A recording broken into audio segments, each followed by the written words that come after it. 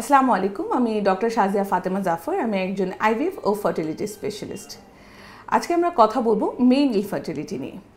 Mail infertility বলতে আমরা বুঝিয়ে থাকি যে ইউজুয়ালি দেখা যায় আমাদের একটা ধারণা থাকে ইনফার্টিলিটি হয়ে থাকে মেয়েদের ক্ষেত্রে, কিন্তু মেলদের ক্ষেত্রেও কিছুটা কারণ থেকে থাকে। কারণ একটা এমব্রায়ো তৈরি করতে আপনার ফিমেলের যেমন কি ওভাম লাগে, আপনার মেলের ক্ষেত্রেও স্পামটা আমাদের দরকার হয়ে থাকে। সো অনেক ক্ষেত্রে আমরা দেখে থাকি, ফার্স্ট অফ অল আমরা যখন সিমেন অ্যানালাইসিস করি আপনার স্পামের কিছু কোয়ালিটিস আমরা দেখি। ফার্স্ট অফ অল এটা কাউন্টটা যদি আপনার 16 মিলিয়নের কম হয় সেক্ষেত্রে আপনার ডিফিকাল্ট হতে পারে। তার পাশাপাশি তার মোটিলিটি অ্যাটলিস্ট ফরওয়ার্ড মোটিলিটি আপনার 42% হতে হবে।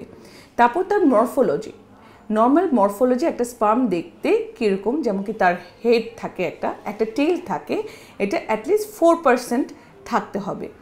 এই তিনোটাতে যদি কোনো রকম প্রবলেম থাকে সেক্ষেত্রে আপনার কনসিভ করতে প্রবলেম হতে পারে, যেটাকে আমরা বলে থাকি কাউন্টটা যদি কম হয়ে থাকে অলিগোজোস্পার্মিয়া।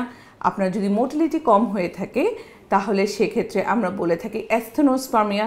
আরেকটা যেটা আপনার যদি মরফোলজিতে প্রবলেম থাকে টেরাটোজোস্পার্মিয়া।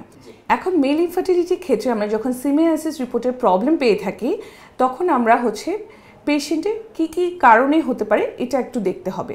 অনেক সময় দেখা যায় হাজব্যান্ডের যদি ডায়াবেটিস থাকে, অথবা তার যদি হাই প্রেশার থাকে, তার যদি থাইরয়েডের প্রবলেম থাকে, অথবা হরমোনাল ইস্যুস থাকে, যেমন কি তার টেস্টোস্টেরন লেভেলটা কম, এসব ক্ষেত্রে ইউজুয়ালি অ্যাবনর্মাল সিমেন অ্যানালাইসিস রিপোর্ট আমরা পেয়ে থাকি। তার পাশাপাশি যখন আপনার প্রোল্যাক্টিন লেভেলে যদি একটু প্রবলেম থাকে, থাইরয়েডের প্রবলেম থাকে, অনেক সময় ছেলেদের ইরেকটাল ডিসফাংশনও হয়ে থাকে। এই কারণেও কিন্তু ইনফার্টিলিটি হয়। তার মানে ইরেকশনটা ঠিক মতো হয় না, অথবা আর্লি ইজুকুলেশন হয়ে যায়।